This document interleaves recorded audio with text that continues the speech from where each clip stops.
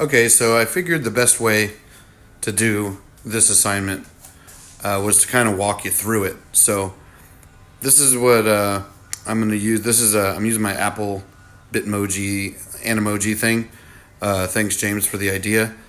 But I'm going to walk you through how Google Expedition works and what kind of an awesome tool it is. A little bit better than Second Life, I think. First, you can see here that I have full control over where the students are going, what they are seeing. There's also prompts there at the top that I can read from. There's also questions I can ask the students as we go on our tour. So you can see there's a pause button right there. When I hit that, their devices will go to pause screen, and usually they take off their goggles and take a look at me. As you can see here, by that compass ring, I can see where the students are looking. I don't know which student is which is kind of an issue, but I can see with that little smiley face that moves around, I can see that the students are looking where they're supposed to be looking and not all over the place. So that is also a really good feature of Google Expeditions. So now I'm just going to change the scene, and we're going to go into the first Americans. It looks like a set of slides or one image on a group of Native Americans.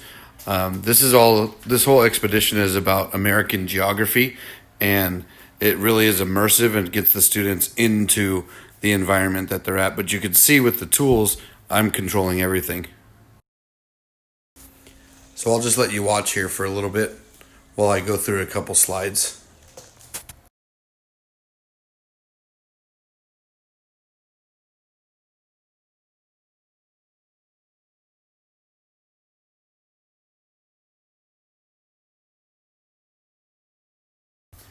So these next two segments will be the best to really see the power of Google Expeditions. We're going to go to the Grand Canyon, and we're going to go to Yosemite, and you can see that you're actually feeling and seeing the actual places that we're going, and you'll see it even better when I go to the student view here in a second.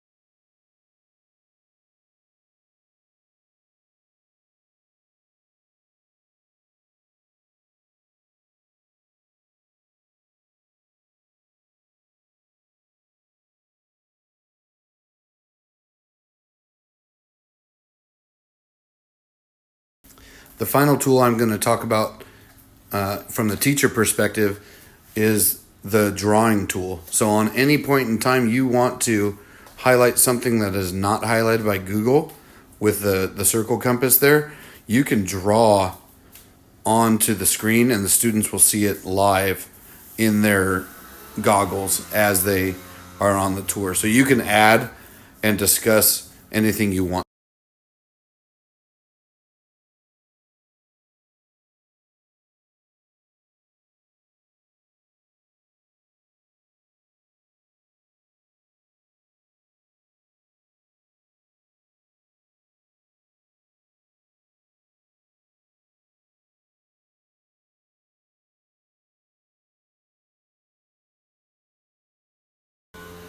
Now I'm going to show you the student perspective, which is pretty awesome in its own right. You can see as we look at the Grand Canyon here, if I had the goggles on, it would look like I'm actually there staring straight down into the canyon. You can also see that when I pause it, there's a screen that says pause, so the kids can't be off task. Well, they can be off task in other ways. But They can't be off task in the VR atmosphere because I've locked it out.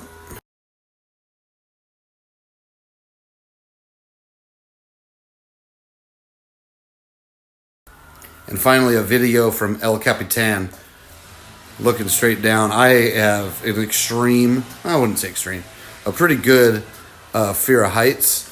And when I had the goggles on when I did this, it was pretty intense looking down. So it really places the students inside the atmosphere that you're looking for, which is what the whole virtual reality experience is supposed to be. Thanks for your time. I hope you enjoyed the video and a little bit of VR action.